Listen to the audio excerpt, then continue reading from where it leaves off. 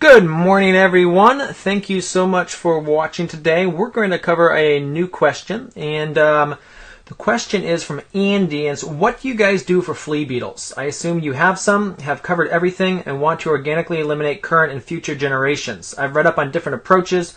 Would love to hear some experienced opinions.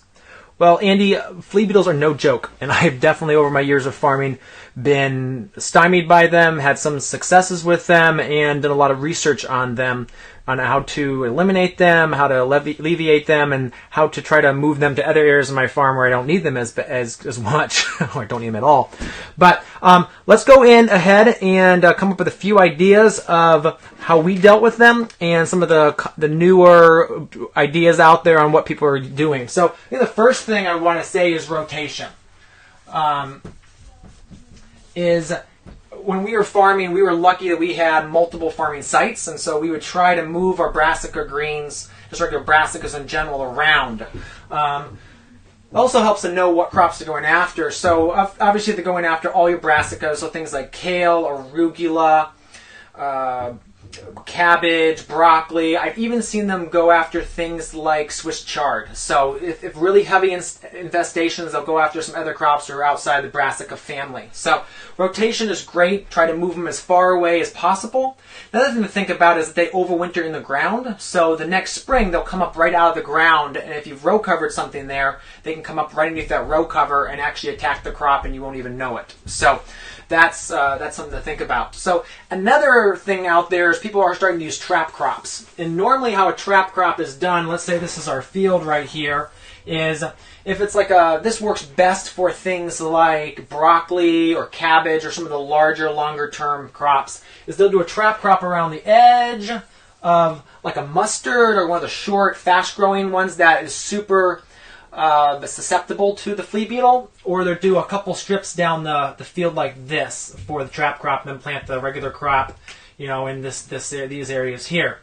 The one thing with the trap crop is if you have really light, have not really heavy infestation, sometimes you can just get away with having that trap crop around, not even spraying. But if they're heavier, you are going to have to spray that trap crop to get rid of the flea beetles. So that's trap crop is definitely something that people are using. Usually that's for larger farms, so when you have acres and acres of brassicas, that's how that's usually done. The third one would be exclusion, and I think this is the one a lot of people do, is they're working just to exclude them. And so let's go ahead and write trap crop and then exclusion.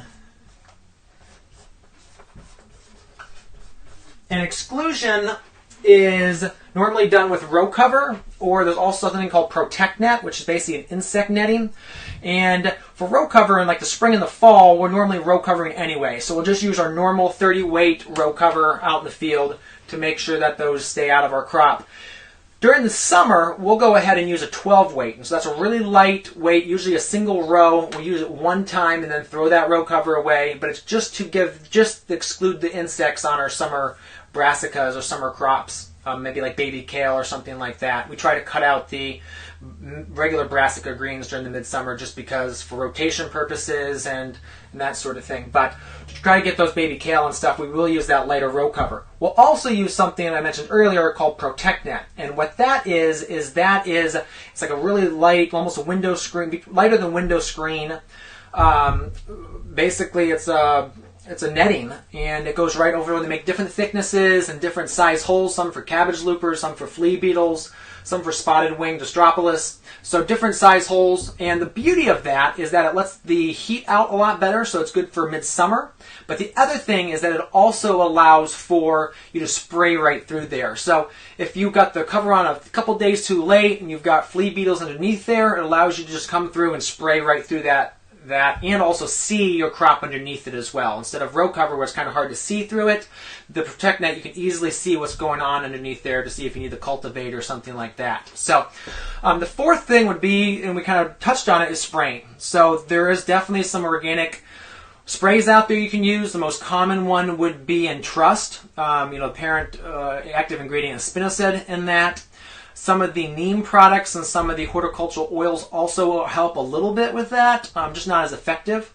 If you're putting out things like broccoli and cabbage and Chinese cabbage and Swiss chard, some of those longer season crops that you're not eating that little leaf that you're first planting, you can use Surround. And what Surround is Surround is a kaolin clay product. So what it does is it just coats the leaves in a white powder that really limit the flea beetles from getting in there and eating the leaves. And we really love to dip our plants as they're going out into the field, and it really does a good job. So you don't have to spray. It's inert substance. It's non-toxic or anything. So it's very easy to spray on. We just dip our trays in it before they go out, or just spray the field after they're going out, and that really helps as well. So again, there's some resources that I'll link to in the description of this video, from a couple of different state universities, some great research on the different things you can use for flea beetles and management techniques for them. So go ahead and check that out. Go ahead and like our page, share this video with someone else that needs this, because flea beetles are no joke.